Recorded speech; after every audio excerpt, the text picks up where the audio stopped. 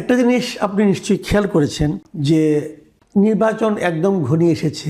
এই নির্বাচনের সময়টা যত কাছাকাছি আসছে, এখন তো 1 মাসেরও কম সময় আছে, আমাদের সরকার যেন সরকার প্রধান, সরকারের উপদেষ্টারা, ওনারা যেন ধীরে ধীরে খোলস ছেড়ে বের হয়ে আসছেন। ওনারা যেন বোঝাতে চাইছেন যে ওনারা আসলে কি চান।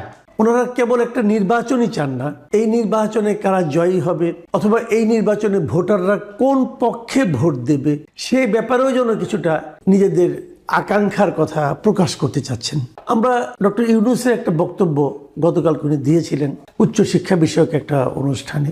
সেখানে উনি কতগুলো কথা বলেছেন যে কথাগুলো আমার কাছে মনে হয়েছে যে খুবই আলোচনা করা যেতে পারে। উনি তো আমাদের একটা কথা বলেছেন যে এই যে স্টুডেন্ট আপরাইজিং যেটা সেটাকে উনি বলেছেন এটা নাকি খুবই সুচিন্তিতভাবে হয়েছে, কোনো হঠাৎ করে হয়নি, তারা এটা একটা প্ল্যান্ড ছিল, এই শব্দটা উচ্চারণ করেছেন, সেভাবে রেখে হয়েছে। এবং উনি আরো বলেছেন যে স্টুডেন্টরা যে রাজনৈতিক দল করছেন এটা অত্যন্ত একটা ভালো উদ্যোগ এবং উনি আশা করছেন যে এটা নির্বাচনেও খুব ভালো করবে। এমনকি এদের মাঝখান থেকে যিনি নির্বাচিত হবেন তিনি এমনকি শিক্ষামন্ত্রী পর্যন্ত হতে পারেন।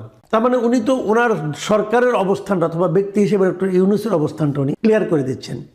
একটা অন্তর্বর্তীকালীন সরকারের প্রধান যিনি একটা নির্বাচনের আয়োজন করেছেন এবং যে নির্বাচনে অনেকগুলো দল, অনেকগুলো পথ, অনেকগুলো মত অংশ নিচ্ছে জনগণের সমর্থন পাওয়ার জন্য, সেই ক্ষেত্রে নির্বাচন আয়োজনকারী যে সরকার, তারা কি এরকম ভাবে একটা পক্ষের দিকে যেতে পারে কিনা, যাওয়া উচিত কিনা? আপনি ডক্টর ইউনূসের এই বক্তব্য, ডক্টর ইউনূসের এই পরিকল্পনা, ডক্টর ইউনূসের কর্মকাণ্ড গত কয়েক মাসে আপনি এটাকে কিভাবে বিশ্লেষণ করছেন? আচ্ছা, ডক্টর ইউনূসের বক্তব্যের 2টা পার্ট। একটা পার্ট আগে বলি, সেটা হচ্ছে একটা জেনারেশনকে ডিজেনারেট করে অধঃপতনের দিকে নিয়ে গিয়ে, লেখাপড়া তো আর নাই এখন, উনি যে এই যে নতুন করে আবার স্বপ্ন দেখাইলেন যে ওনারা জিতবেন এবং শিক্ষামন্ত্রী হবেন, এতে কিন্তু আমি কোনো অবাক হইনি ইন দি সেন্স যে স্বপ্ন দেখানোটা ওনার কিন্তু অরিজিন, এটা তার মূল।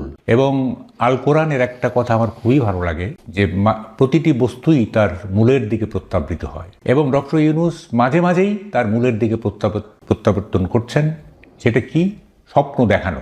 এবং আমি একটা টক শোতে বলেছিলাম যে doctor Yunus has perfected the mechanism how to romanticise, মানুষকে কিভাবে রোমাঞ্চিত করতে হয়, এই টেকনোলজিটা উনি, এটার মধ্যে একটা পারফেকশন আনছেন উনি। এবং আমার ধারণা উনি যে নোবেল পাইছেন, নোবেল কমিটিকে উনি এমনভাবে রোমান্টিসাইজ করছেন, এমনভাবে স্বপ্ন দেখিয়েছেন, সেই কারণে উনি নোবেল পাইছেন। এই যে দেখেন কত স্বপ্নই না উনি দেখাইলেন। হ্যাঁ, এই প্রসঙ্গে আমি যুব সমাজকে একটা টিপস দিতে চাই, সেটা হচ্ছে যারা প্রেম করতে চান তারা ডক্টর ইউনূসের কাছ থেকে একটু শিক্ষা নিয়েন। How to romanticise girls, how to show them dream, false dream হোক, ড্রিম। এবং আপনি বলতে পারেন যে দেখো তোমাকে নিয়ে আমি এমন ঘর বাঁধবো যে পৃথিবীর তাবৎ দম্পতি হিংসা করবে। আপনি এমনও বলতে পারেন যে তুমি এমন আকর্ষণীয় হয়ে উঠবে যে সারা পৃথিবী তোমাকে পেতে চাইবে, কিন্তু আমি ছাড়া কেউ পাবে না। এবং সারা পৃথিবীর মানুষ তোমাকে লক্ষ্য করি, all roads will lead to you, তুমি এমন আকর্ষণীয় হবে, আমি তোমাকে এটা বানাবো, আমি তোমাকে এরকম আকর্ষণীয় বানাবো। আপনি এভাবে বলে প্রেমে ফেলতে পারেন অনেককেই। হ্যাঁ, এই যে স্বপ্ন, হ্যাঁ, কোনো বেসিস আছে আপনি বলেন? হ্যাঁ, বলতেছেন যে পৃথিবী আমাদের এখানে আসবে, আমরা কোথাও যাব না। কি হইল? 18 লাখ টাকা দিয়ে বন্ড দিয়ে আমেরিকা যেতে হবে। অস্ট্রেলিয়া এবং আর কয়েকটা দেশ বাংলাদেশকে ঝুঁকিপূর্ণ চিহ্নিত করে তাদের ভিসা রেস্ট্রিক্টেড করে ফেলছে। এখন ছাত্রছাত্রীরা অস্ট্রেলিয়ার ভিসা পাচ্ছে না। এই তো করছেন আপনি, কিন্তু বলছেন কি? আপনি বলতেছেন যে জুলাই সনদ স্বাক্ষরের মধ্য দিয়ে একটা বর্বর সমাজ সভ্য সমাজে পরিণত হচ্ছে। তাই জুলাই সনদে স্বাক্ষরের পর কি যা দেখছি সব সভ্যতার চিহ্ন, নাকি সব বর্বরতা? এইসবের মানে কি? আমরা আর ইউ অল স্টুপিডস? হ্যাঁ, all the people are not stupid, some people are stupids. হ্যাঁ, এইগুলি আমাদের সাথে এরকম করতেছে। যাই হোক, এবার দেখেন আজকে আমি একটা পোস্ট দিছি, গত বছরের এপ্রিলে বলা হয়েছিল যে 1,80,000 রোহিঙ্গাকে ফেরত নেওয়ার প্রক্রিয়া শুরু করছে মায়ানমার। কতদিন হয়েছে?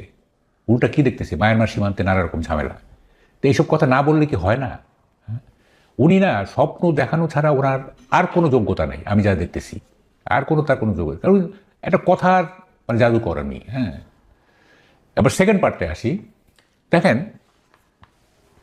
বিএনপি কিন্তু প্রথম থেকেই বলে আসতেছিল যে এই সরকার নিরপেক্ষ না, এখন অবশ্য এগুলো কমাই দিছে, আমি জানি না এটা হয়তো ওই মনে করে কি আমি মাঝে মাঝে বলি যে বিএনপি কি মনে করে যে যদি এই সরকারকে আঘাত করে কথা বলি, তাহলে যদি এই সরকার মন খারাপ করে এবং মন খারাপ করে যদি বলে না আমি তাহলে নির্বাচন দিব না, এই ভয়ে বিএনপি সবসময় মনে হয় আতঙ্কিত থাকে। হ্যাঁ, ওদেরই হলো যে কোনো রকমে ডক্টর ইউনূসকে গুড হিউমারে রেখে একটা নির্বাচন হলেই তো ক্ষমতায়। হ্যাঁ, রাইট। এই যে মানে মানসিকতা। এবং আমি বলি এখন যদি বিএনপিকে বলা হয় যে আপনারা 151টা সিট পাবেন, বাকি 149টা জামাত পাবে, রাজি হয়ে যাবে। মানে তারেক রহমানের প্রধানমন্ত্রী হওয়া দরকার ইন এনি ওয়ে। তো যাই হোক, এখন ওনারা প্রথম থেকেই বলতেছিলেন যে এই সরকার নিরপেক্ষ না, এবং মাঝখানে বন্ধ করে দেখেন এগুলি কিন্তু এখন দেখেন ওই যে বলে না যে ধর্মের ঢোল বাতাসে নড়ে। হ্যাঁ, আপনি আলটিমেটলি কিন্তু আপনি এক্সপোজ হবেন। আপনি প্রিটেনশন বেশি দিন রাখা যায় না, আপনি মানে ভান করে বেশি দিন আপনি থাকতে পারবেন, আপনাকে অরিজিনে যেতেই হবে। এখন প্রকৃত চেহারাটা বেরিয়ে যাবে। হ্যাঁ, তো এখন হচ্ছে যে এখন ইট ইজ ক্লিয়ার যে, এবং দেখেন উনি কতগুলি জিনিস করছেন না, এগুলি উনি নিউ ইয়র্কে গিয়ে প্রথমে ওই মাহফুজ আলমকে পরিচয় করে দিলেন মাস্টার মাইন্ড হিসাবে। এখন দেখেন এত বড় একটা আন্দোলন যেখানে সব স্টেক হোল্ডার, এখানে বিএনপি থেকে সবাই ছিল, হ্যাঁ, উনি একজন লোককে মাস্টার মাইন্ড হিসেবে পরিচয় করে দিলেন। উনি না আসলে মুহূর্তের অনুপ্রেরণায় কথা বলেন, he lives in the moment. ওই মুহূর্তে তার কাছে মনে হয়েছে এটা একটা ক্যাচি কথা, এটা একটা বললে একটা স্টান্ট হবে, বাস বলে দিলেন। এটার কনসিকুয়েন্স যে কী হবে, এটার ফল যে কী হবে, উনি কখনো কনসিকুয়েন্স ভাবেন না। হ্যাঁ, উনি একটা বলে দিলেন আর কি, এটা যেটা মানুষ মানে চটকদার একটা কথা বলে দেন আর কি। তো এখন দেখেন বলতেছেন যে, আচ্ছা আমি আরেকটা কথা একটু আপনাকে জানি একটু, তারপর আমরা সবগুলো পয়েন্টে আমরা আসবো আশা করছি।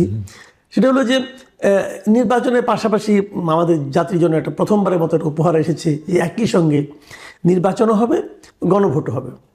গণভোটে 4টা প্রশ্ন থাকবে, একটা প্যাকেজের মতো বানানো হয়েছে, হ্যাঁ অথবা না দিতে হবে। এই প্যাকেজের যথার্থতা, এই প্যাকেজের যৌক্তিকতা নিয়ে নানা রকম প্রশ্ন আছে, সেই প্রশ্নে আমি যাচ্ছি না। কিন্তু আমার প্রশ্ন হলো নির্বাচনটা যারা আয়োজন করছে সেই সরকারকে এই গণভোটে কি ভোট দিতে হবে, হ্যাঁ অথবা না, এটার জন্য জনগণকে প্রভাবিত করতে পারে। যদি না পারে অথবা পারে আমি জানি না, আপনি বলবো। আমি একটা উদাহরণ দিয়ে বলি খেলে আপনাকে। ব্যাংকগুলোকে বাংলাদেশ ব্যাংকের পক্ষ থেকে একটা ইনস্ট্রাকশন দেওয়া হয়েছে সবগুলো ব্যাংকে, তাদের সবগুলো ব্রাঞ্চে প্ল্যাকার্ড রাখতে হবে যে হ্যাঁ ভোট দিন, গণভোটে হ্যাঁ ভোট দিন। এখন যদি ব্যাংকগুলি প্রচার করে, তাহলে যে লোকটা না ভোট দিতে চায়, যে বুঝে শুনেই না ভোট দিতে চায়, সে কি ব্যাংকটার উপর আনহ্যাপি হবে না? ব্যাংক তো একটা আস্থার জায়গা, ব্যাংকিং সিস্টেমটা তো চলেই আস্থার উপর নির্ভর করে। যেমন ধরেন আমি না ভোট দিতে চাই, ধরা যাক কথার কথা, তা আমি তো ওই ব্যাংকে আর যাবোই না। আমি বললাম যে কেন আমি ব্যাংকে যাবো, ব্যাংক আমাকে হ্যাঁ ভোট দিতে বলছে কেন, ব্যাংকে আমাকে লজিক দিয়ে বোঝাবে কেন হ্যাঁ ভোট দিতে বলছে। আর ব্যাংক কি তার সিএসআর এর টাকা এভাবে খরচ, ওরা বলেও দিছে ওই সিএসআর এর যে ফান্ড আছে সেই ফান্ড থেকে এই টাকাটা খরচ করতে হবে। এটা কি পারে? গভর্নমেন্টকে পারে? গভর্নমেন্ট অফিসিয়ালদের দিয়ে এগুলি বলানো, এনজিওদেরকে ডেকে আনা হচ্ছে, গভর্নমেন্ট নিজে উদ্যোগ নিয়ে তাদেরকে বলতেছে আপনারা হা ভোটের প্রতি মানুষকে উদ্বুদ্ধ করেন। এটা কি সরকারের কাজ? সরকার এটা পারে আসলে? আপনার কি মনে হয়? মানে আপনার প্রশ্নটা শুনে মনে হচ্ছে যে এটা একটা বিতর্কযোগ্য ব্যাপার। আসলে এটা বিতর্কযোগ্য না, এটা তো মানে চোখ বন্ধ করে বলা যায় যে এটা গভর্নমেন্ট এটা করতে পারে না। হ্যাঁ, গভর্নমেন্ট ক্যানট মানে ইনফ্লুয়েন্স এ ডেমোক্রেটিক প্রসেস, যেহেতু এটা নিউট্রাল গভর্নমেন্ট, একটা ডেমোক্রেটিক প্রসেসকে ওনারা ইনফ্লুয়েন্স করতে পারে না।